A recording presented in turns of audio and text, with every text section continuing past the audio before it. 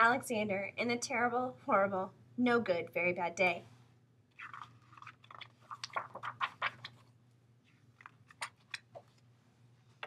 I went to sleep with gum in my mouth, and now there's gum in my hair. And when I got out of bed this morning, I tripped on the skateboard, and by mistake, I dropped my sweater in the sink while the water was running, and I could tell it was going to be a terrible, horrible, no good, very bad day.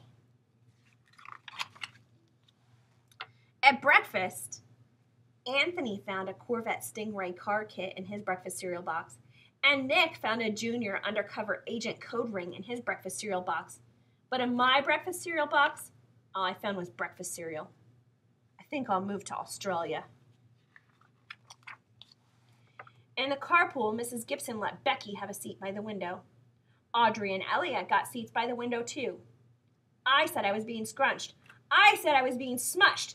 I said if I don't get a seat by the window, I am going to be car sick.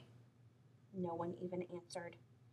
I could tell it was going to be a terrible, horrible, no good, very bad day. At school, Mrs. Dickens liked Paul's picture of the sailboat better than my picture of the invisible castle.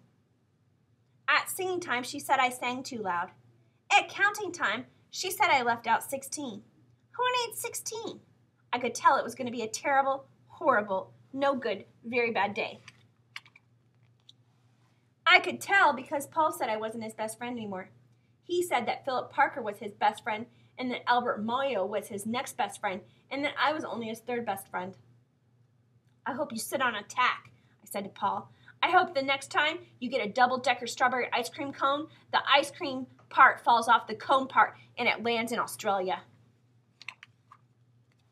There were 2 cupcakes in Philip Parker's lunch bag, and Albert got a Hershey bar with almonds, and Paul's mother gave him a piece of jelly roll that had little coconut sprinkles on the top.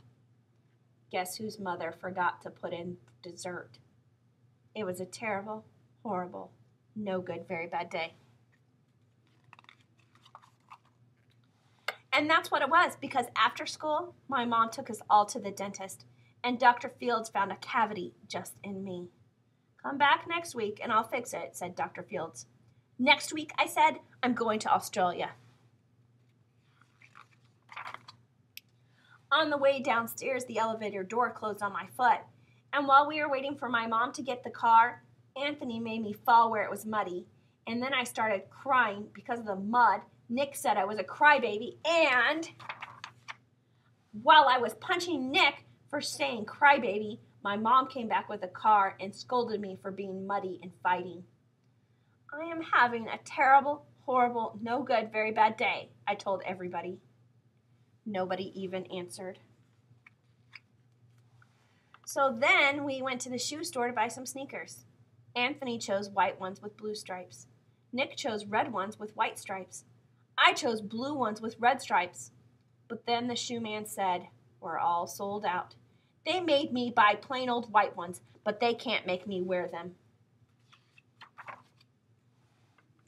When we picked up my dad at his office, he said I couldn't play with his copying machine, but I forgot.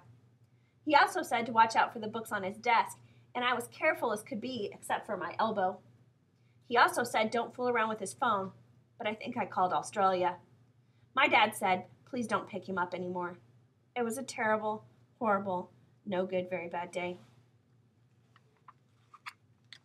There were lima beans for dinner, and I hate limas.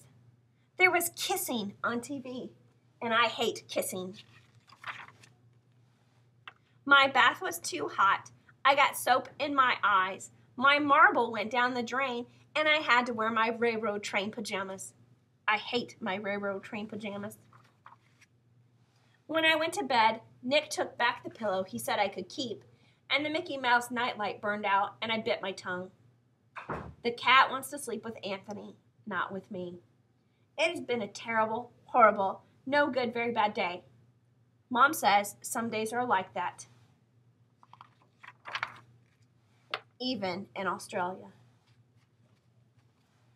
Alexander and the terrible, horrible, no good, very bad day.